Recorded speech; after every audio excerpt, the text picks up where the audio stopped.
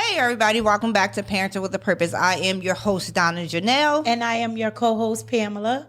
And we are so happy to be back here on this Thursday night live with Parenting with a Purpose. As you know, parenting is we're bringing back the responsibility, nobility, and beauty back into parenting, right? As I tell parents all the time, it is not for the weak. Parenting is not for the weak, y'all. It is not. So tonight we're going to dive into another perspective, another aspect of parenting. Most of the time we have a lot of females on the show want to talk about parenting and the good, the bad, and the indifferent, right? So tonight we have our guest, Akil Parker, who's been on the show before. Give it up for Akil, y'all. What's up? So he's been on the show before, and he talked about all this math. And if you guys remember, when he was here, he was talking about all this math. It was a lot. It was so much going on. But this week, tonight, we are diving into his perspective as a parent, as a father. He's going to kind of give us his journey of fatherhood, the good, bad, and indifferent, and hopefully be able to reach out to some of the men out there, you know, who have questions about fatherhood, who have questions about are they good enough, not good enough, the things to do, what's the next step? Just really hopefully been able to reach out to the community so that we can uplift some of these fathers in the neighborhood because we know God. We know, I was about to preach, y'all. I said we know God. Yo, I am on fire. We know that it's so important for a father to be in the household, a father, even if you're not in the household, to be in a child's life. So they can grow strong and be effective in this world, into this community. So again, Akil, we thank you so much for coming to the show. I appreciate you for having me back and sharing your platform with me. All right. So I want to start off by you telling us about like how many children you have, or if you're married, single, divorced. Give us a little breakdown so we know the perspective you're coming from. So I have 3 children. Mm-hmm. I have technically 2 baby moms and an ex-wife. But when my ex-wife gets on my nerves, I refer to her as a third baby mom. Okay. When you said technically 2 baby moms, like technically, are they baby moms or they not? Okay. I think I'll joke about that, but I think that's important for people to know because, you know, I'm a statistic like a lot of other people. You know, sometimes, you know, people that might be of a different like socioeconomic level or different educational level, like if they have those types of parenting formations that are more frowned upon, like people are more likely to be more critical. But you know, people out here with multiple college degrees, you know, sometimes we get it wrong too. You know, those relationships don't work out, but you know, the important thing is that, you know, you center the children, right, and you attempt to be, you know, the best father that you can be. You know, no matter what, you know. But yeah, so yeah, I'm not married. Was married once, but I have 3 children. I have 3 children with three different people, and it's interesting. It kind of reminds me of teaching because you kind of have to differentiate your approach. It's like teachers have to like differentiate instruction. You got to like differentiate your approach because you're dealing with different people with different personalities, different, different types of lifestyles, and you know, it could be a lot to manage. You know, that's why, you know, it's like as you get older, you realize that, you know, it's not the ideal. Like the whole, I guess, baby mom route is not as appealing as it might seem like when you're young and in your 20s, and you just want to be outside in the streets, and you feel like, you know, there's freedom in not being, you know, in those types of committed relationships. And then you realize that you actually probably get more freedom from being in those committed relationships, you know. And also your priorities change as you get older as well too. But the focal point should always be the children. You know, should definitely always be the children, and you know, trying to learn how to be the best parent you could be, the best father you could be, and you know, hopefully you have a village, have a support system of other men that have been through some things that you have yet to go through, and you're able to, you know, seek counsel from them. But you got to be careful. You got to have discernment, because sometimes the counsel that you get might not be the most appropriate counsel sometimes. Right. You know? So, Akil, I wanted to go back. You were saying something about the children to be the center, like centering the children, like regardless of what you and the other parent or may have experienced or going through, or the reason that you may not be together, you put that aside to make sure that you do what's best for the children. What does that dynamic look like for you, since you have 3 different mothers of your 3 children? It looks like a lot of growth. Okay. Looks like a lot of growth. Yeah. That's what it looks like. But yeah, I mean, sometimes it involves honestly what we might perceive as taking an L. It might take it because it might, as a father, okay, this is what I want for the child. As a mother, you want this for the child, and then, but if y'all are at constant odds, then the child ends up not getting anything. It's almost like U.S. Congress. Like the Democrats want this, the Republicans want this, and if they can't agree, then the whole government gets shut down. Exactly. And everybody suffers. So sometimes you got to give in. You got to concede in order to win, right? Because it's really not about you. But a lot of times you get into those arguments and you be thinking back about the relationship person. Mm-hmm. But it's like you're not the relationship person. You're the father now, right? Mm-hmm. So you got to leave it. You got to compartmentalize and be like, okay, well, I'm not boyfriend Akil, right? Right. I'm the father Akil. So my needs and my concern and my ego is really not important right now. Absolutely. It's about what's in the best interest of this child. So sometimes it's like you got to let her win, or at least let her think she's winning. Let her get what she wants, and then as long as it benefits the child, right? Because it's all about the child, and I think that's a lesson that we have to learn. And I guess it can be difficult at first, especially if you're a man that is accustomed to getting your way a lot. Like maybe when you were being raised, maybe you had parents that always gave you your way. Maybe you had a mother that always gave you your way. Right. So you just have that expectation in any type of relationship that you're in. You always want to get your way, right? And that's what you're accustomed to. But now it's not about you. Right. It's about the child. That has me going back to one of my first questions was like, can you describe your journey into fatherhood? And then the second part of that is, how did it change your life? Well, into fatherhood, so my son who's here, and I see him, he's over there. His name from the Arabic means, it has 2 meanings, a new beginning and also a fresh breath of air. I think the fresh breath of air is more symbolic, but that meaning really struck an chord with me because when I had him, I became a father. That was the first time in my life where I saw that there was another human being whose well-being was more important than my own. Right? I never put anybody's well-being on a consistent, regular basis, ahead of my own. Right? It was generally a selfish person, right? Growing up. But I said, okay, well now I got to put somebody before me now. Right. So that's when, that's pretty much how he got his name, where his name came from. Plus, like when his mom was about to go into labor, I remember because we were in the hospital all night, and young boy kind of had like a big head, so he was like swelling her cervix. Her cervix was swelling, so they said we got to do an emergency cesarean. Right. So I think he put on all the scrubs and everything because you're going to go into the operating room for the cesarean to be, with the mother, and I felt like I started hyperventilating. Okay. So it also was like an appropriate name because of that too. But I think that was at that point, in particular point in time in my life, I started to kind of look at the world differently, and I kind of really shifted my values and my ideals, and I had to put another person ahead of me, which was helpful because then later I ended up, maybe within a year after that, ended up becoming a classroom teacher. Okay. I went into education, became an educator full time. And as an educator, you definitely got to put other people's well-being ahead of your own, because you got, a lot of students that you got to that you're responsible for. Yeah. And teaching is a lot like parenting. Teaching is a lot like parenting. A lot of the same positive qualities that good parents have are very transferable, and we use those in the classroom. Was it hard for you to adjust not being about yourself anymore once you became a father? Was it difficult? Because a lot of people, male or female, find it challenging to say, okay, even though I love this individual, right, but I still have my old ways, I still have my old thoughts, and You know, I like what I like when I like it. And then when kids come around, they make you feel like the craziest, dumbest, stupid person in the world sometimes.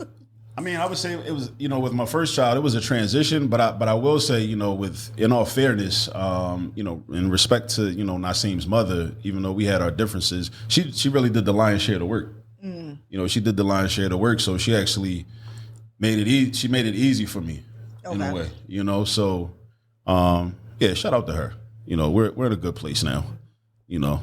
And I'm on tape, right? Yeah. That, right? This is live. This is live and it's on the internet forever.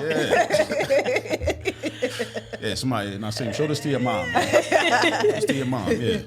Oh, that's good though. So my other question is, what has been the most rewarding aspect about being a dad?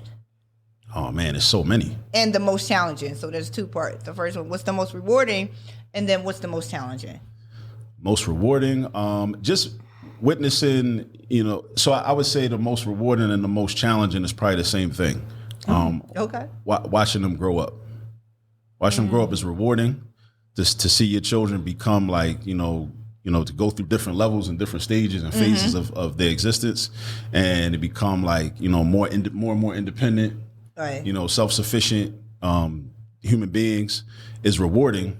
But then it's also sad at the same time because it's a reminder that, you know, time flies, and then sometimes you just want to go back to that time when, you know, you were the center of their universe. Because then they get older, you know, it's like my daughter, like she could care less if she spends time with me. And how old is she? She's 12. She's about to be 13, so she's at that age. Yeah. Where she only texts me when she needs something, you know. It hurts. Yeah, like, Listen, you know, they got so much stuff going in their world now. It's something else. Yeah, but I miss her, you know, being, you know, my baby girl, you know. But at the same time, I see her, you know, coming into her own, coming into, you know, young womanhood and, you know, navigating the world and the society. And I just hope that, you know, I've prepared her and, well, all of my children, you know, as they grow. I guess connected to that question is like one of my fears. One of my worst fears is that I may have failed to prepare them for the world that's out there, because it's a lot out there. You can't prepare them for everything. You can try to do your best, but you know, it's crazy because as a parent, as we watch our kids grow, it's like we want to make sure that we supply them with all the tools necessary for them to be successful, and at the same time, as they're growing, though, it's kind of like, I want them to grow, but wait, stay back a little bit. It's like a struggle up and down, in and out. And as the older they get, like when they start to voice their independency, and it's like, well, I'm still the mom or I'm still the dad, but yeah, you still have a voice too. And I want you to be able to grow and manage and be able to, I don't have to micromanage your life. But at the same time, we're so used to micromanaging our children's life that sometimes it becomes challenging. I will tell you, with my second to the oldest, the 18-year-old, the one that's in the Marines. So, you know, try to make sure that she got everything that she needed so that she could be successful in the world. Prepare her for the Marines and whatever else the world has to offer. So this past Christmas, she pranked me, right? Let me tell you what she did. And I was so like, I had to share this because we talk about letting our kids grow and hoping we put the best thing in them. So we knew that she was coming home for Christmas. And we won't see her probably for another 3 years now. So we were all excited for her to come for Christmas. I'm telling everybody at work she's coming home. So then she was supposed to come home one day, and I was calling her all week. I was texting her. I was calling her all week. I'm not getting no response from this girl. Like, normally we're talking, we're texting, you know, what's going on.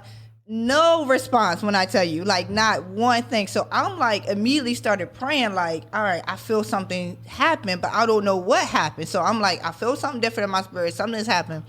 And finally, one day, she called me. And I was like, what's going on? She said, I got to tell you something. And I'm like, okay, what's going on? She was like, I'm not coming home. And I was like, I kind of felt that. And she was like, I did something really bad. So now I'm like, what do you do bad? Is it going to make you like no longer be a Marine? She was like, I don't know, but I can't come home for the holiday. And I'm up for evaluation about what happened. So I'm like, what you do, right? Like, so now I'm concerned mom, like, all right, I thought I put everything in you so that you could be okay. This girl tells me, so I went out with my friends and I was drinking. This is the story she told me. I went out with my friends. I was drinking. I got really drunk, and I started fighting. I was fighting somebody. So here it is as a mom, like, okay, take a deep breath. Like, so I'm like, calm down. And in my head, like, oh my God. And then I said, listen, we had this conversation about drugs and alcohol. So I'm talking to her and not like trying to snap out on her and being like so disappointed. I was like, listen, this is why we had those conversations, because I know what's out there in the world. So we're talking and she's like, started crying and everything. And I'm like, all right, I can't dig a hole in her because she's already feeling bad about the situation. Right. But in the back of my head, it's like, yo, I thought I prepared this girl for this stuff like this. So the next day, all right, I prayed with her. I even got so deep, I prayed with her on the phone. She on the phone crying. It's a pretty good prank. Yeah, the next day, listen, the next day, I'm sending her scripture. I'm sending her motivational. Listen, I'm sending her motivational YouTube thing. I'm sending her Les Brown. I'm sending her like all these stuff. Deion Sanders. Like, I'm sending her all this stuff the whole day. No response. I'm like, okay, guys. So I'm praying. Don't you know, I'm at work and my coworker, her daughter was in the Army and her daughter was coming home. And I was like, yeah, unfortunately, my daughter's not coming home. You know, things got messed up. You know, paperwork got messed up or whatever. Because I ain't going to tell her that she decided to be a drunk or whatever, right? She said, well, what if it's a prank? She said that same night. I said, it ain't no prank because she wouldn't do nothing like that. That's not her. It's not her character. So I get off of work, I go home, and I'm still disappointed I'm not going to see my daughter for Christmas, right? Because then I'm like, I don't know where I'm going to see her because apparently she's going to Japan. So I don't know when I'm going to see her. I walk in the door, y'all. And I walk in the door, and I'm fussing at my other daughter because it's like she cooked and there was smoke all in the house. I'm like, I'm about to die. Here comes Lizzie walking down the steps. She was home. She was home. Because you text me like, she's not coming home. And yeah, I'm like, I was like, so she texted me. Well, I walked in the house. She walks down the steps because I'm like, who else is in my house? And like, she walks down the steps. I cried like a baby. And I said all that to say is that we have to trust what we put in our kids. We have to trust that they're living the right way and they're doing the things, and that kids are going to make mistakes, right? Because that's just life and that's their journey. But I second guessed myself when she told me all this information. I was like, dang, I was a bad parent. I thought I did A, B, and C or whatever. And the fact that she just wanted to surprise me, that she didn't want nobody to know. Like, that girl been home since 3 o'clock that day in the afternoon. All that time at my house, I never knew. But just knowing that it's so scary to be able to allow your child to flourish, to go, because we want to hold on to them, because we want to protect them, right? Yeah. But we have to understand that what we put in them, they're going to have to use that in whatever way they feel necessary to use it. And hopefully it's in the right way. Yeah. Mm-hmm. But I was at that moment, I said, I shouldn't have let her go to the service. Look. Like, you know what's important about that too, that people should understand is like, even if it had not been a prank and that actually happened, that would not necessarily mean that you are a bad parent. Mm-hmm. Right. Because, human beings make mistakes. We make bad choices sometimes.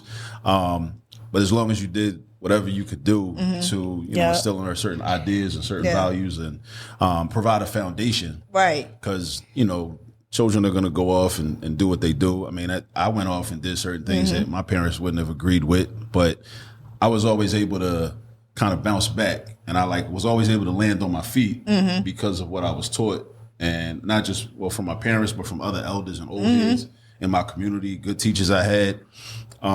Even if I deviated and veered off, I still, I was able to land on my feet when things kind of got a little crazy.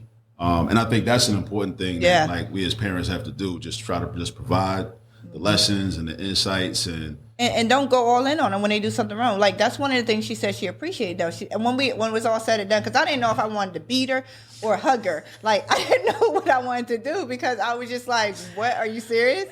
But she said to me, one of the things that I appreciate, she's laughing about me sending all this stuff. She said, but you gave me space to mess up. Yeah. She said that you offered some encouragement. You offered telling me that it's okay, we all make mistakes. She said, you didn't go in on me like I was the worst person in the world, that I was terrible, all this stuff. She said, you offered a space for me to mess up. And she said, I thought you were going to be so mad that you were just going to be angry about it, but you showed me something different. Yeah. And I was like, wow. And she's the top of the class. Yeah. So I thought she messed up everything about to get out the service. But no, she's second in her class. So, I heard that. But for a lesson for me as a parent, it's like, listen, do what you can do, and let the children, let God do the rest. Like, you can't control, like, they're not robots, right? We can't control them. All we can do is control what we do. What we put in them, and then also, are we going to be like a thermostat, or are we going to be a thermometer? So if I would have reacted to the situation, I would have been a thermometer, really, because the temperature of me would have went up because of the atmosphere, right? Like, because what she's presented, instead of being responded, I was like, I would have been reactive. Right. Yeah. And that doesn't really help or fix the situation, or even give some kind of grace to that situation. So I'm glad you bring that up, because that's a challenge for me. That's always been a challenge. He can attest to that. Like, he's 19, and like we were talking about earlier before we started recording, is that, like, unfortunately he was the guinea pig, first child. I've learned a lot of lessons, and I've like made a lot of mistakes in terms of raising him. And some of the same mistakes with my daughter, who's 12, but not as many. And but with my youngest, who's 5 now, hopefully I won't make any of those mistakes. Because one of the things that, if I could be honest and self-reflective, I would say that I really did a poor job of providing him, and even like his sister, with space to make mistakes. Like, I didn't make it seem like it was safe, and I mean, I had my reasons for that, because I'm out here, like, I'm studying, like, Black history real heavy, and like, I understand how America is for Black men, and it's like, you gotta be on point. And and I'm like, I'm really trying to prepare you for this world that we in, but I wasn't able to, like, really balance that, that desire to like make sure he was on point. So when he goes out here into this white man's world, he's able to navigate it and get everything that he needs and everything that he wants, while at the same time letting him feel that if he does make the mistake, it's okay. Right. So that was something that I really did a poor job of, and I try to do better at that. Like, now with him at this stage in his life, because I'm still parenting him, but it's just a different type of parenting. Like, he's 19 now, so like the parenting role changes. Is different from when he was 9 or when he was 5, because he needs different things now, right? Which is something I'm still learning. Which is also an interesting thing about parenting, is like, as children are constantly growing and learning, and we as parents, I guess, are constantly growing and learning too, because our roles change. Because the parent that you are to your newborn baby needs certain things. Right. That your 5-year-old doesn't need. Your 5-year-old needs different things. Your 10-year-old needs different things. Your 15-year-old needs different things. Than your 20-year-old. So, and then, if you end up with, 40-year-old, 50-year-old children, they're going to need different things. They still your children. They grown men and women, but they still children. They still going to have needs. So your role as a parent is constantly shifting. And then when you got multiple children at different ages, then it's like, okay, well, I gotta do this with this one, and I gotta do that with that. Again, we back to teaching, classroom teaching, differentiating instruction. I gotta give different things to different kids. But I think it's also important to recognize, like, when we could have did better. When we could have did better, because a lot of times, like, some people are kind of imbued with this idea of, well, I'm the parent, so I'm right. It's like, nah, you gotta be like what is it? Again, back to teaching, we call it a reflective practitioner. You got to constantly reflect and think, like, hey, should I have did that? Should I talk to him like that? Should I talk to her like that? Did I go too hard, or did I not go hard enough? Right. It's almost like a thin line. Like, you constantly evaluating yourself and parenting, no matter what age they are. I could tell you, parenting my first daughter is totally different than parenting these 3 younger ones. Like, with her, like you said, like, I didn't give space for mistakes. It's like, it was almost like it had to be perfect. Like, everything had to be perfect, because where I came from, where I grew up, right? And the mindset that you're going to be better than. And I remember, and I shared this story before on here, was when she had that conversation. It was like, Mom, why do we have to live a porcelain lifestyle? I was like, porcelain lifestyle? Like, what that mean? I'm like, I didn't teach you all this stuff in school. What does that mean? But basically what she was saying to me is that everything has to look good, be good, and perfect. You can sit it up on a shelf. Like, there's no flaws in it. There's nothing. There's no issues. Very fragile, right? So if you don't want it to fall down and break, so you're doing everything to protect it. To, how people used to be like, in the living room, you have plastic on your couch so that nobody sit on your couch and mess it up. You're sweating and everything on this plastic, right? So that's the same thing that she was trying to get me to understand. And I think she told me that when she was like 13 and 14. And I didn't understand it as well as I do now. It's like you want to create these, again, they're not robots, right? They're human, they have thoughts and stuff. And a lot of times in parenting, especially when we're parenting our first child, it's we put on them what we want them to be, not necessarily what they want to be. Mm-hmm. And I think not that they have to live our life through them or whatever, but you want certain things to be a certain way for them so that they don't make the same mistakes. They don't run into these troubles. You want to protect them so much, but a lot of times when we do that, we do more harm than good. Even though we're not intentionally trying to harm our kids, but by not doing self-reflecting, not really giving space for them to have a voice, we damage them more. So then they grow up and they 30 and they still in a therapy office talking about my mom and you like, I did the best that I could. Yeah. There are some things that we could have done better. And moving forward, how do we change? And I think for me, that changed the trajectory of parenting for me. Is when she began to allow her some space to have that conversation. And I never looked at it like that. I'm trying to make sure every A, B, and C is done. But she's looking like, I want to be free. I want to be me. Right. I want to explore. I want to figure out what I like, not you telling me what I like. Yeah.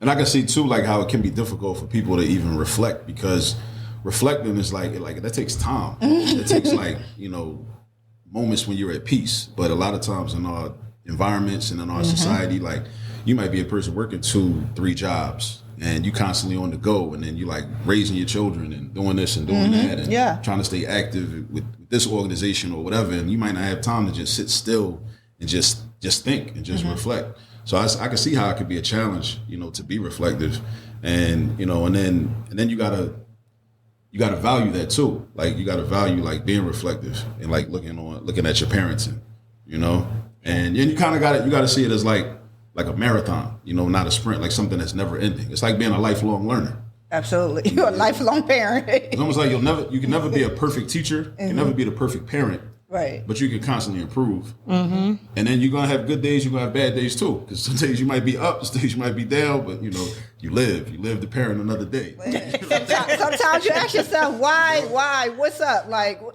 you're really testing my inner gangster today. That happens. But I think that's the joy of parenting, right? I think the ups and downs and in and outs, but at the end of the day, even in the hardships and the hard times, when you reflect back, that you can find some type of joy in a situation or circumstance. Yeah.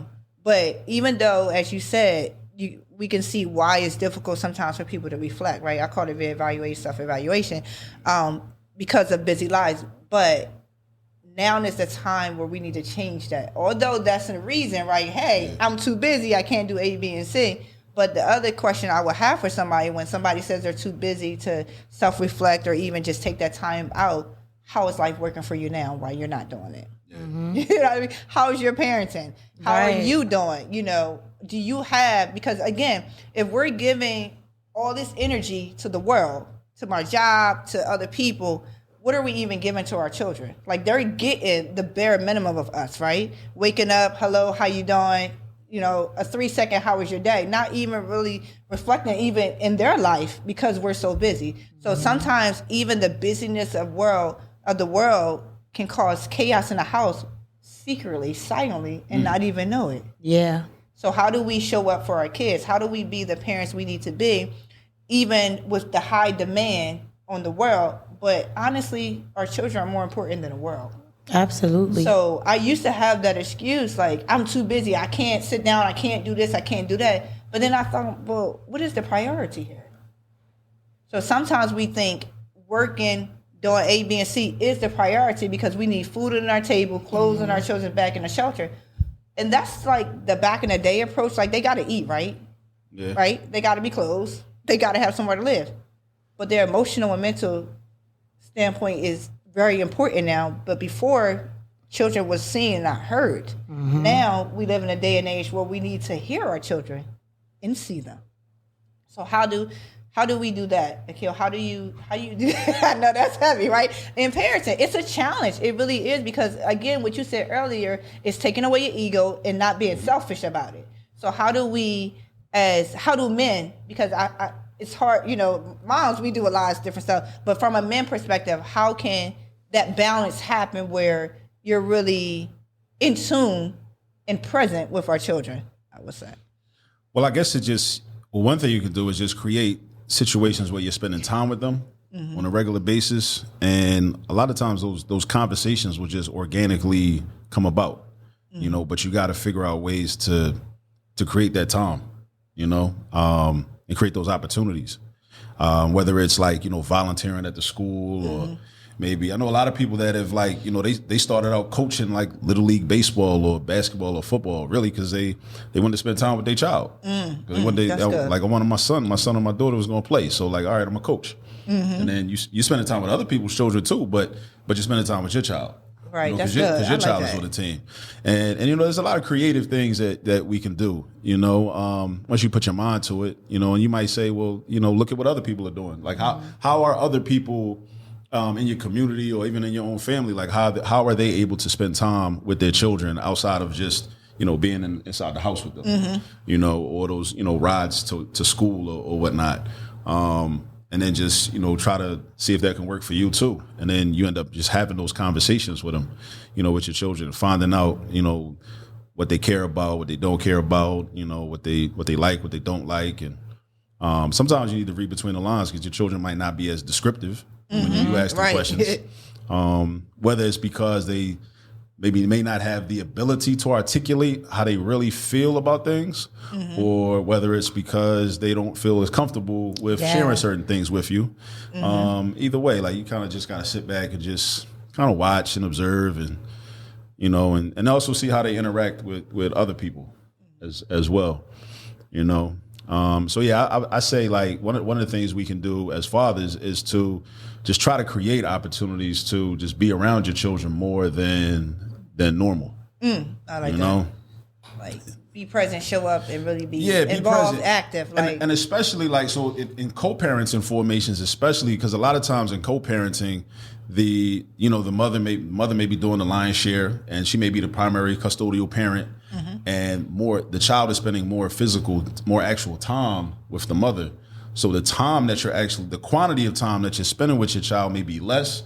Right. So what you have to do is you have to increase the quality of that time. There you go. Yeah. So when the quantity of your time is less, you got to increase the quality of that time. And that's where you get creative and you figure, okay, so if I got to be the weekend dad right now, on these weekends, we got to really make these weekends pop. We gotta make something happen. And it's not just about like spending money and like being like the fun dad and like we gotta go to this place and that place and we always hanging out, but we're actually doing things that we're spending quality time.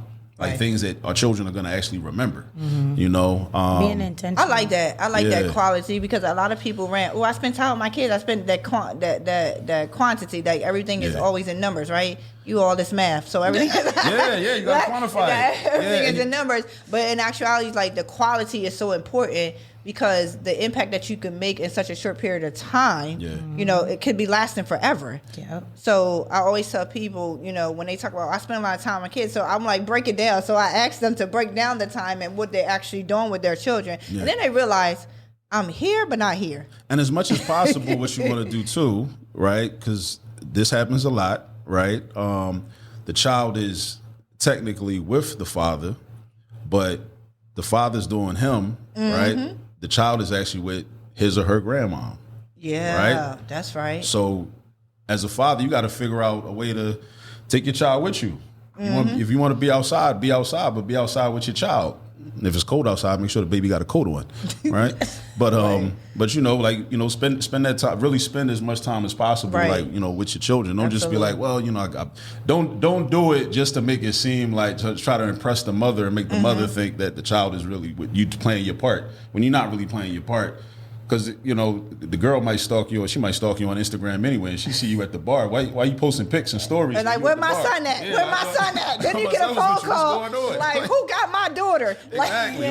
That's what all that extra stuff coming at. You got to post your pics with your kids. You got to post your pics with your kids. Like, don't have the kids in the bar, though, but you know what I'm saying? But, show that you were there around you somehow. Yeah, if you want to be outside, be outside with your kids. Right. I like that. That is so true because a lot of conflict does happen in situations like that. Well, I seen you on Facebook, and then there's a back and forth thing that's not even necessary. It's like, listen, just we don't have to play around with this. Like, if you're gonna, because for me, like as a mom, if my child is going with their dad and they not with their dad, they could be with me.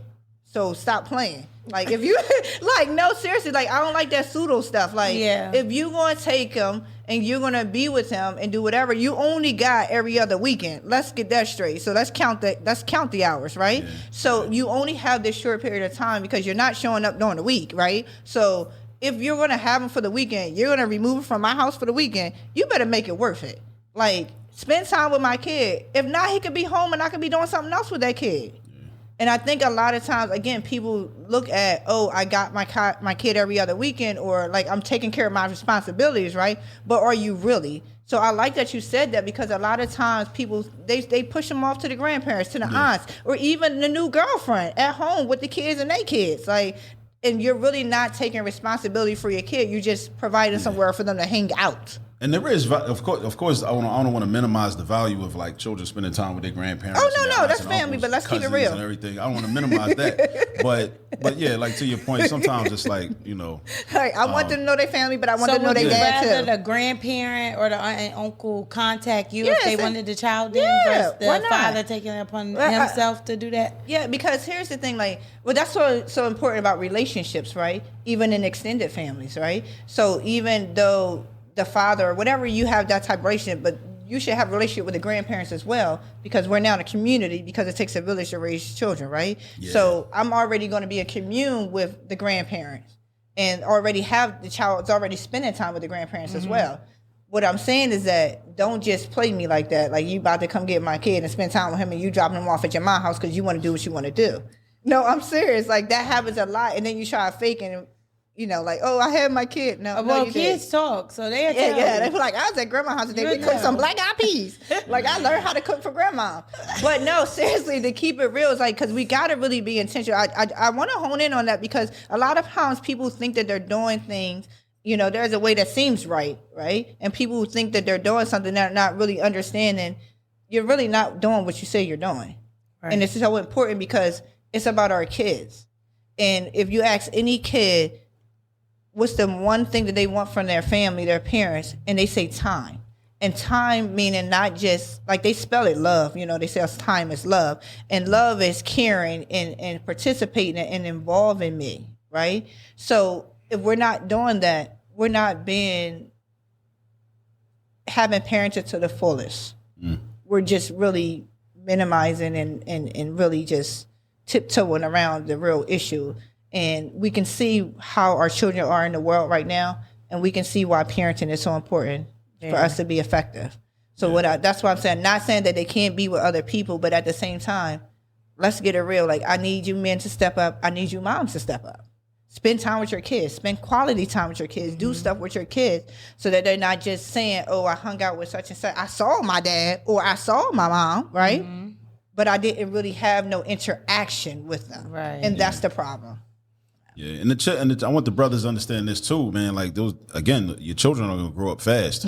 Like, time waits for no man. Like, they're gonna grow up fast. So take advantage of those opportunities. And I think also we have to consider that we have to start to, like, covet our responsibilities and not allow people to take away our responsibilities, because that can happen too. But I think if we place more value in fatherhood and not just kind of see it as, like, oh, I got to do this again, like a job we don't like. You know what I mean? Like, you know, and you know, it's because, you know, the fun stuff is like the graduations, the birthday parties, you know, showing up to the birthday party. Sometimes organizing the birthday party can be stressful, but, you know, it's like you got to be there for the stuff that's not so fun. Like, oh, he throwing up all over the place. So now we got to clean all this stuff up. You got to take all the sheets off the bed. You got to get the bucket with the water and all that, and, like, you know, and then you got to be up at 4 a.m, or you still got to go to work the next morning. You know, you got to be there for the stuff that's not so fun, the stuff that's not glamorous. And that's the stuff they remember too. Like, they remember, I remember Dad, I was throwing up and you did this or you did that. While you're there, I want you to talk about the unique role of fathers in their children's life. the unique role. Yeah, because a father role is definitely different than a mother role. Yeah, I think I think that from my standpoint, I think the main. So there's a lot of similarities between, as there's similarities between parenting and teaching. There's a lot of similarities between, like, being a father and being a man and being a father, as a provider and a protector. Right. I think that's fundamental. Being a provider and being a protector, and there are different ways to provide, and there are different things that can be provided, and there are different ways to offer protection. Sometimes protection is physical. Sometimes it's letting your children know that you are that type of resource, that they can walk through the streets and walk in the world knowing that they have somebody. Because a person that can walk through the streets and navigate the world with the mindset that there are people that will protect me physically if need be, they walk around a little different than people that don't feel that, right? And as well as also that, like I said, there are other types of protection. Like education is a type of protection, because you're providing information and guidance, that's good. so I like that children can independently navigate the world in certain ways. Because it's like, oh, well, my old head taught me this, or my dad taught me this, or my mom taught me this. When you know stuff, it's like, oh, I know how to now. Okay, we're in this store and this is going down, or we're in this place and this is going down. Oh, well, my people taught me, like, nah, don't go over there because it's crazy. No, you don't want to do that, or no, you do want to do that, but do it this way because somebody taught you that. Right. That's a form of protection. I like that. Because sometimes people will end up in very unsafe and unfortunate circumstances, all because they just didn't know no better. Because nobody told them. Right. Now, granted, a lot of times it's a parent. When they were a child, nobody taught them neither. So it's intergenerational. Absolutely. But there's certain lessons that fathers, provide that mothers may not provide because they may not know. Like that's not their wheelhouse. So, definitely, like, being able to provide things and beyond money and financial resources, but being protectors and protecting by providing education, letting them know that there's, like, physical protection if you need that, because that's always important. I like that, Akil, because I think when we think about providing and protecting from a man's perspective, or even how we perceive it's supposed to be, right? We look at to make sure that we're provided for, and that financially, usually it's the financial, right? And that we're protected, physically protected. But I like how you expounded on the fact that providing and protection is just not a financial thing, and it's just not the security of physical, but education is a protection. Giving them wisdom and knowledge is very important. Yes. Setting them up for the future is a protection, a providing protection. Yeah. Can you hone in on that? I heard the protection part, right? Can you hone in on the provide part again? Like what does providing look like for you? So we're providing support, different types of support, whether it's, I already mentioned, like, the financial support if they need that, but providing conversations, there you go. a listening ear, different types of guidance, so many different types of guidance, comfort, safety. I don't even think, Pam, have you heard men really say comfort? Like, I haven't heard that word from fathers, comfort. I mean, there's also, the comfort is balanced, with, like, some, tough love, so that's one of the things that the children may not, they're usually not going to appreciate it when they're young, but it's going to be those moments when they get older, like, you know what, I didn't appreciate that when they was doing it, or I had to do this, or I had to do these chores, but I didn't understand what you was trying to teach me. But, then they get out into the world, and it's like, but what happens is you see other people around you in your peer group, and it's like, they don't know this. Or they don't have this experience, or, like, you know what I mean. So it's like, so then you look back and you're like, wow, like, so when he was teaching me that, he was trying to really put me on. He wasn't really trying to harm me. Right. That part. Yeah. He was trying to help me. So I would be like, one day I'd be able to be a self-sufficient, productive human being in these, because he knew I was going to end up in this situation, and I was going to end up out here, and I was going to have to, like, be able to conduct myself in a certain way. So, like, those things need to be provided. But yeah, I think comfort is important too. But there's comfort in just knowing that you have a dad. Yeah. Like, knowing that you got a dad, like, knowing that your dad got your back. For girls and boys. There's just comfort. In that it's mental. You know, just those having those constants in your life, and them not being variables. Again, back to math. All this math, constants and variables. Constants are like they're there. They're gonna be there, no matter what. Variable is like it might be here Monday. They here Tuesday. They might not be there. Wednesday they might not be there. It varies. That's why it's a variable. Right, but there's comfort in knowing that, like, you know, that your father's there, and even if he's not physically there, he's not far because he's one phone call away. You know, if you need something or you need me to pull up, you know what you need. You know what you need a ride. You need me to. I'll cash up you some money for Uber if I can't come give you the ride. Right, but you know, different things like that. I think that is so important. I know, you know, with my parenting struggle, a lot of it came because my dad wasn't in the household and I really didn't have much relationship growing up. I felt abandoned and rejected by him. But God had placed 2 other men in my life that kind of stepped in as a father. And now, you know, I joke and laugh at people because it's where I had parenting issues with my mom and my dad because they fumbled me, right? And for whatever reason they did, you know, they did the best that they could what they did at the time. But to be real, they fumbled me. So whereas I felt like I lacked for years parenting, somehow God placed me with having 2 other sets of parents. And because of their love and their relationship, it allowed me to actually rekindle with my parents and understand them and love them in a better way. So whereas I had seemed like I was abandoned, had no parents, and now I have 3 sets of parents, right? And when I tell you, everybody laughs and they think that they say I'm a daddy's girl out of all 3 dads. Like I am a daddy's girl because it's just that support and that security and that comfort where you. That's why I wanted you to hone in on comfort because I am, although I'm comfortable with my mom, but there's a certain level of things that I can share with my dad that I'm not going to share with my mom because my mom's could be more a thermostat reactive to situations. But with my dads, all 3 of them, I can literally sit down and have a conversation and they listen and they hear and they're not being reactive. They're really taking the whole thing in. So there is definitely a difference between fathers and mothers and both roles are vitally important. And we're problem solvers. You know, not to say that mothers aren't problem solvers, but I think a lot of times like we tend to maybe we won't address the emotional aspect of a problem, right? We want to solve the problem. Right? All right, what you need? You know? What you need? You crying how you hurt yourself. All right, And then moms, we try to do it for you. We try to, see the difference with us being problem solvers. We try to actually solve the problem and do it. Dads are like, all right, so what did you learn from this? How are you going to do this? Exactly. Because I want to prevent this in the future. It's a teachable moment. I want to prevent this in the future. Because the thing is also like, okay, if my daughter's crying, it's like, well, I don't want you to be crying. But like, let's reverse engineer the situation and back map and see, okay, well, what caused the problem? Okay, so let's solve the problem. So therefore you can stop crying. Right? Because you won't need to cry if the problem is solved. Moms, we giving tissues, we giving hugs. Who did it? Let's get them. I'm like, we can worry about that later. Let's solve the problem first. That is like so first things first. Let's solve the problem.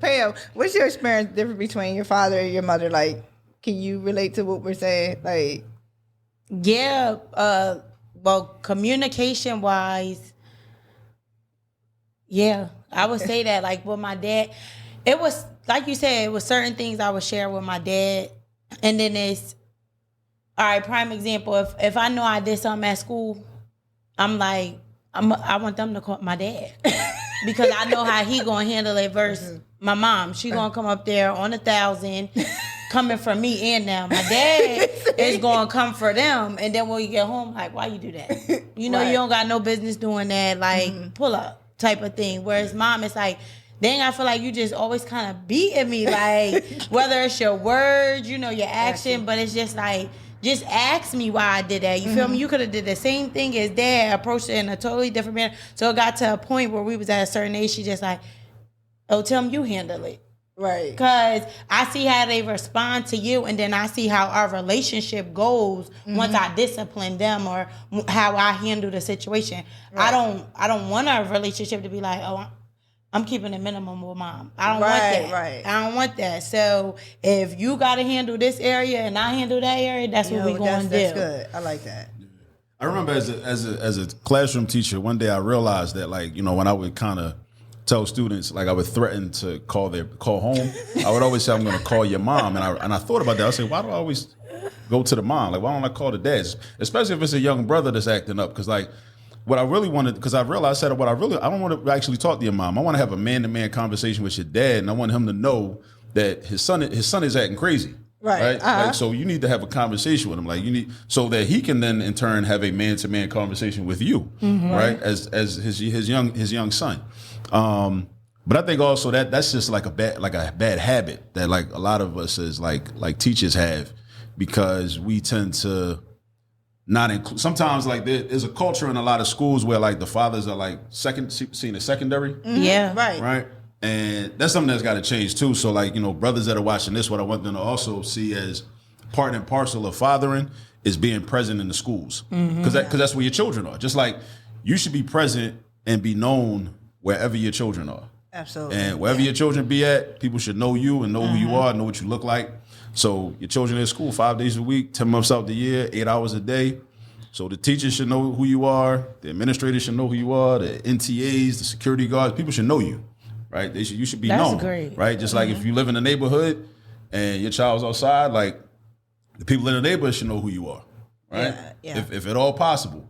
The school should be treated the same way. And I know a lot of us, as men, maybe when we were boys, we had like negative experiences in school, so we kind of want to stay away from that. Or, the mothers tend to be more proactive with, education related, activities and registering people for school and, filling out the paperwork and doing field trips and, chaperoning and stuff. But we got to start doing it. And it can't be.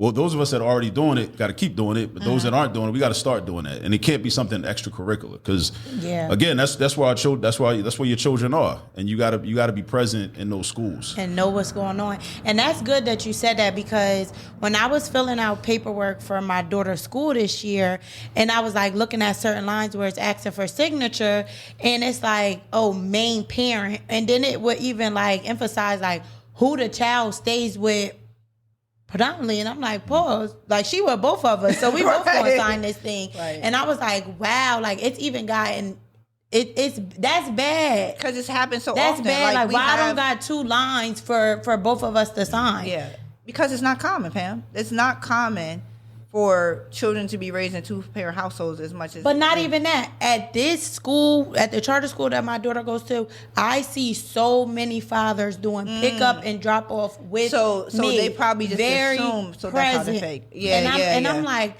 I actually know more of the dads than I do the moms. When I see the moms, I'm like, hi, like I think it's an aunt or something. Right. Like I'm dead serious. That's, and then my daughter would tell me, no, mom, that's their mommy or that's so and so. And I'm like, wow. But the fathers are so present at this school that when I was filling out that paperwork, I was like, they need to start adding 2 lines. Yeah. Because then that's how parents get this included, and they go straight to mom. Yeah, because dad wasn't even given a chance to put his information on a contact form. Like, I saw a dad go into the front office and they're like, oh, who parent are you? And he's telling them and he's saying certain stuff. And he said, I'm very present in my daughter's life. And it was like, well, why are you filling out 2 different paperwork?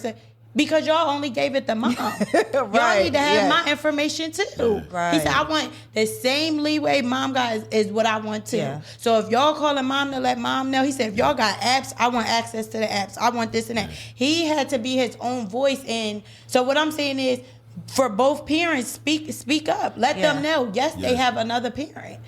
I had to do that with my even going through the divorce. Like I was putting his name on everything. Like, this is who here's his email, here's his phone number. Right. Same thing you send me, send him, so that we're on the same page. Because it's something where it's just coming from one parent. Because depending on what their relationship is, as I'm telling him stuff about his son, he could be like, man, you just saying, you know what I mean? Mm-hmm. But if we get the same information at the same time, like, you can't challenge that. Or what if you forgot to relay the message? Yeah.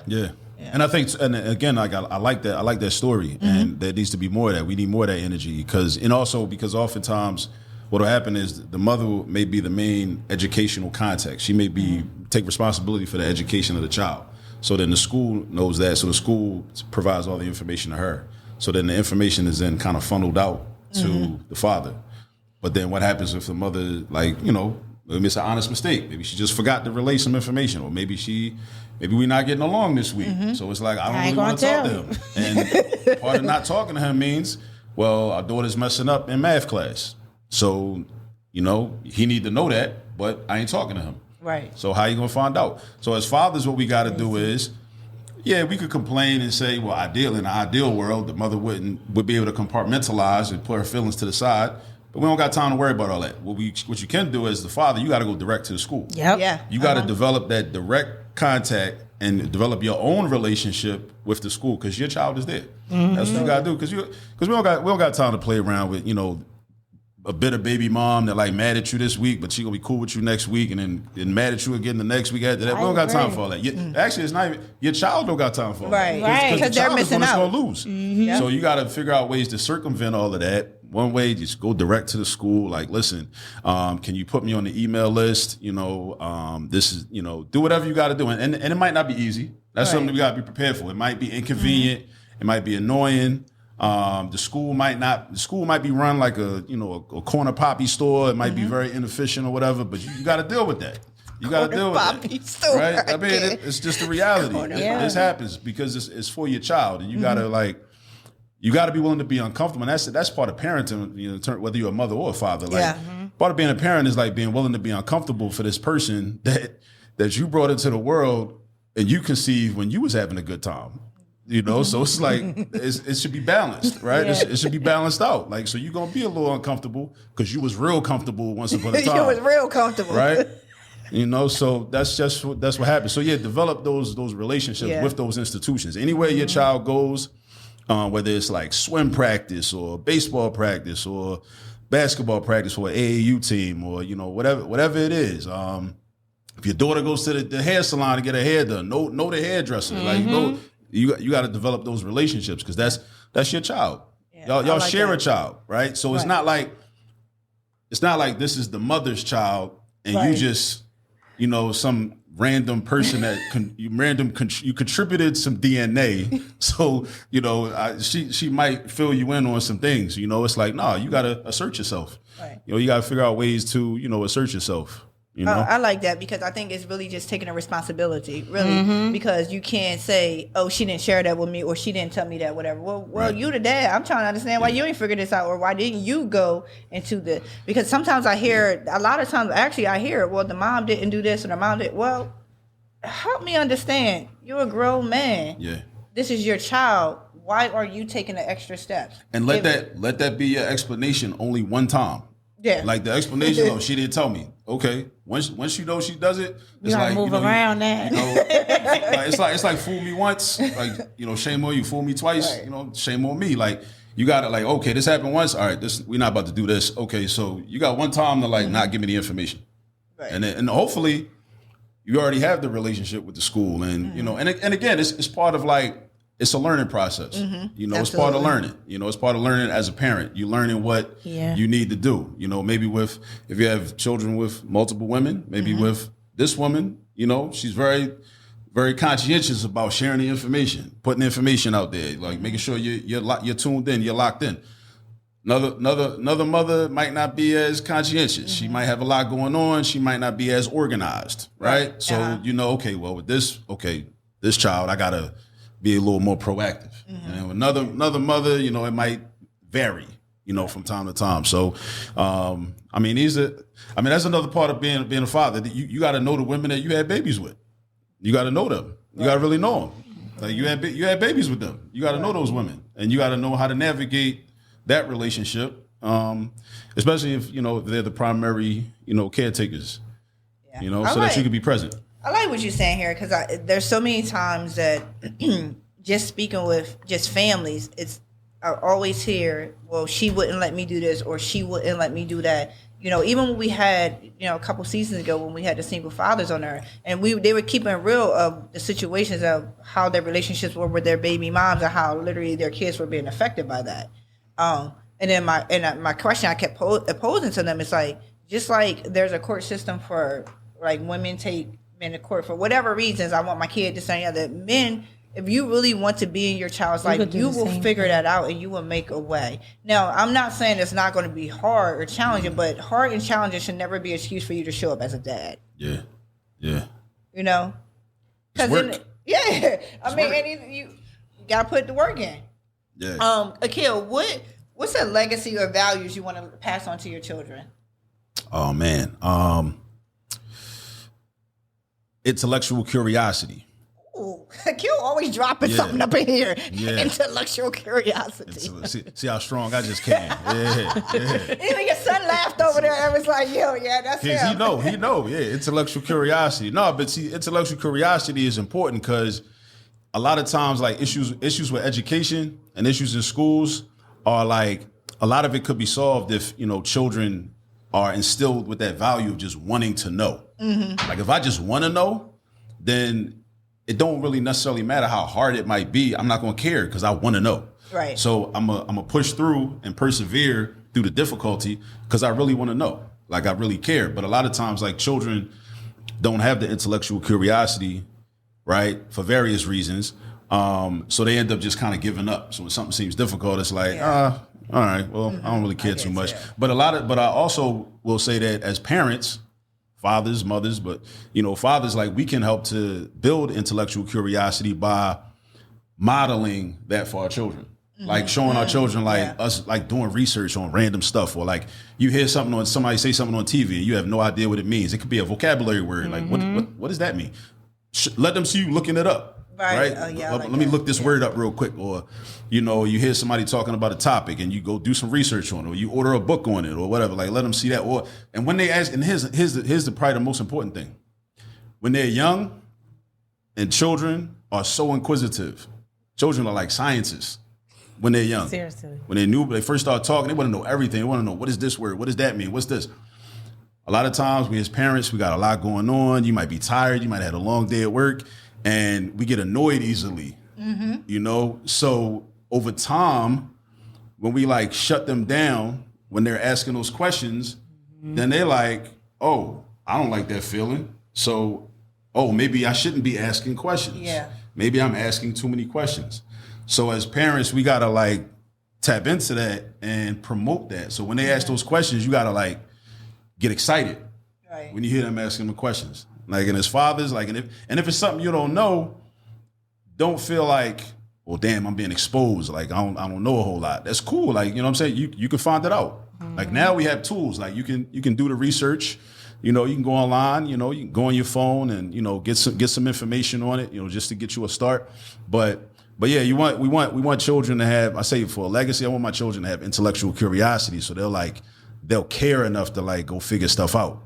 And like, really want to go figure stuff out. What else? What other type of legacy? I think just being good humans.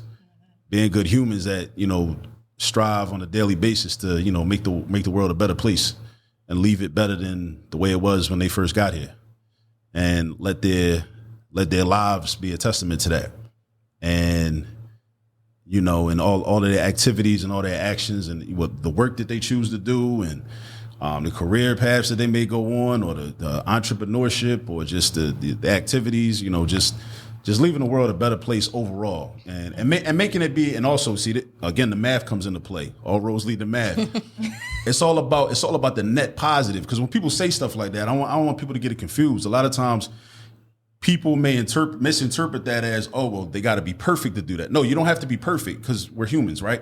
But as long as there's a net positive, meaning there's more positive than negative, right? There's more positive than negative. If there's more positive than negative, then that's great. And if more of us, if there was a net positive with more of us, then, the world will once that happens, the world will start to be, become a different place. So yeah, definitely like striving to leave the world in a better place than the way they found it at all times, and using their skills and their faculties, to help those that, may not have had the opportunities they had. Because, my children, have had opportunities just like I did when I was growing up. I had opportunities that a lot of people didn't have. Right. So that's why I do a lot of the work that I do, because I'm trying to like share and level the playing field with people. Because, a lot of people that had the same opportunities that I had, they kind of like to say things like, well, you could have did this, you could have did that. And I'd be like, bro, like everybody did not have the same opportunities. Right. And I know, because I'm one of the people that had the opportunities. I had a lot of opportunities. And I know people that was just as smart as me, maybe smarter than me, but they didn't have opportunities, right? They'd be in a different place in life if they had just had some of the opportunities that I had. So that's why I always try to like, put people on with different information, different guidance, ideas, programming and whatnot. And I hope that my children do the same thing because my children, have certain opportunities that a lot of people don't have. So I hope they're able, instead of like taking those experiences and just hoarding them and keeping them to themselves. Right. Yeah, I want them to like share, like put that out there, put that out there. Like share that, like, you know what I mean? Like, and I know that's disruptive because we live in a society where it's the status quo is you got haves and have-nots. Yeah. You got haves and have-nots. And a lot of times people get comfortable with that, and just say, well, as long as I get mine, I'm cool. Like, nah, you're not cool because it's about the group. Because even as an individual, you can't really win as an individual if you're part of a weak group. So we got to figure out ways to build the group up and help the group, so the group can win. Because again, we talked about comfort and protection with fatherhood. Your group should be able to protect you too.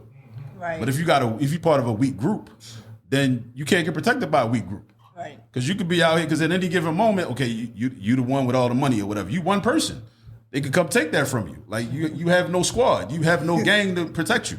Right. So we got to work to build the group up. We can't just be like, well, I got mine, you got to get yours. It's like, we got to work together to figure out how, we can all win. That's good. And I like that, Akil, because as parents, I think modeling that behavior is better than talking about that behavior. Mm-hmm. Like our kids see us grow up. Our kids see us serve in the community. Our kids see us, and then in turn, as they grow up, they will do the same because it's in their heart now. Because they see their mom doing it, they see their dad doing it. So most people who are community servers, their parents have served the community as well. Yeah. So you're doing good. Like you're coming out all this math. Everything's about math, y'all. Everything. All roads lead to math. All roads lead to math, but just even an example of you being in the studio today, giving these conversations, and your son sitting here listening to you and watching you, even just the way that you expound on protection and provide, could give him a different perspective of protection and provide because now that you broke it down and he sees it from you, and he's able to put those two together. And I think that really, a lot of our children need to see that. They need to see it, not just hear about it. Because there's so many things that we hear about when it comes to male, right, fathers.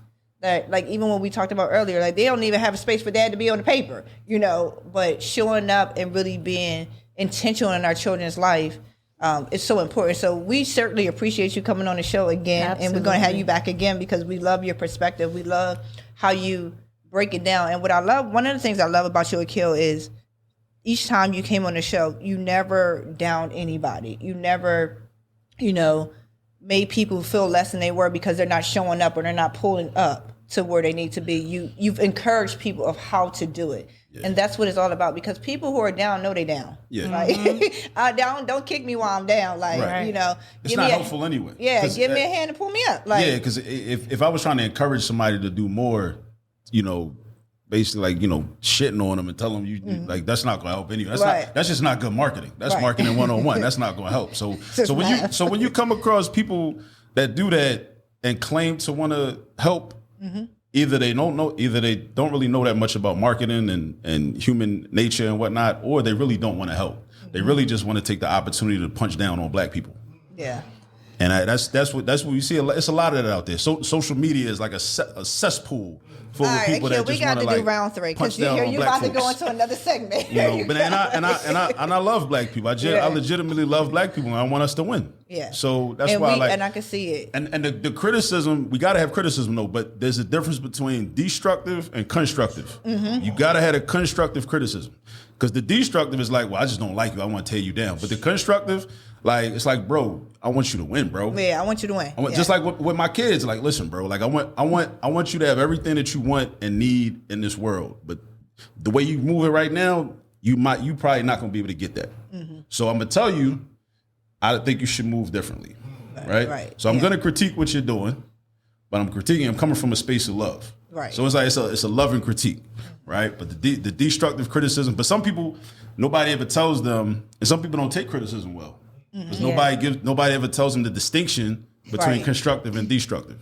So they say anytime if you're not telling me how great I am, it's a problem. I don't want to hear it. I don't want to hear no bad news. You just hating. Yeah. It's like any type of criticism is just hating. It's like, nah, bro, like, you know what I mean? So it's like, nah, I really want you to win. Right. Them other yes men you got around you, they don't really want you to win. That's why they're not telling you. Like, you out here, you tripping.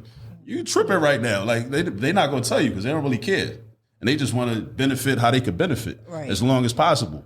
They're just along for the ride. But I really want to see you win. But you can't keep moving like that, though.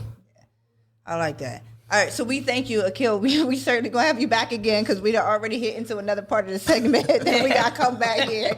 You holding true to what you got me an hour and a half. You be holding true to that. I never forget when I first met you. I'm like, who's sitting up here an hour and a half? But I really appreciate you taking the time out and really speaking to the audience and really helping us see, because we're moms, we're not dads. So I think it's so important to hear a dad perspective, and then not just for moms to hear the dad perspective, for other men to really be able to hear and know how they can show up in their children's life. These are important conversations. Yeah, so we get, raise a better community. There needs to be more, we need to become more balanced. There's plenty of conversations about the deadbeat dad, the absent black father, which is real, but there are not enough conversations about the other side. Yeah. So when we start to push that narrative and market that, then people will see, oh, okay, that's what that looks like. Yeah. Because you know what the deadbeat looks like. Right. You know what the father that is absent look like. It's like, all right, we already know what that look like. Why you keep showing us that same show? Right. It's like the rappers that just rap about the same content all day long. Every new rapper, same thing. We already heard that. Right. You a drug kingpin, you hit all the chicks, you got these cars and jewelry, you a millionaire, whatever. All that. We already heard that. Like, let's hear something different. Yeah. All right. Well, thank you, Akil, again for coming to the show. We certainly appreciate you. You will be back again. This was very, very good, very insightful, very enlightening. It's a lot, but I feel like even just sitting here having a conversation with you, I grew in my perspective about the male role in our children's life. You're too kind in your words. Yeah. You're too kind Anyway, Pam, you got anything before we go out of here? Because Akil about to start another segment. I can't, not today. No, just as you said, thank you for coming and showing up. And not just showing up, but it was like an experience. Mm-hmm. So we got to experience your fathering journey. You are giving people an experience to go try. Yeah. Mm-hmm. It's like, okay, he's talking about it. Let me go try this. Like you said, it doesn't always involve money. You can get creative. Mm-hmm. So, and you're showing up and being present in the time. So, using your time wisely, fathers, finding that time in your life to spend time with your children, regardless of what your relationship is with the other parent or the parents. Find a way to be in your children's life. So again, thank you, Akil. Thank you. I appreciate being here. Thank y'all for letting me, talk. I like to talk. Yeah, we know. But it's good talking. But the thing about it, even though you like to talk, you're talking important things. It's not just you're talking out the side of your neck. You're actually talking using your brain and your heart, and I like that. Thank you guys for joining Parenting with a Purpose. Again, I am your host, Donna Janelle, and this is Pamela Chapman. We thank you for tuning in to Parenting with a Purpose, where, again, parents are their bows and our children are arrows, and they will land wherever we aim them as long as we give them the tools to be successful. We're just here to bring back the responsibility, nobility, and beauty back into parenting. So we thank you guys for joining us. Join us every week, 7 o'clock. Follow us on our social media platform. You can follow us under Donna Janelle on Instagram. You can follow us on Parenting with a Purpose Facebook page. You also can find us on any podcast platform. Wherever you listen to your podcast at, pull up Parenting with a Purpose and get some insights of how you can parent better, or even if you want to be on the show, you can reach out to us at parentingwap@gmail.com.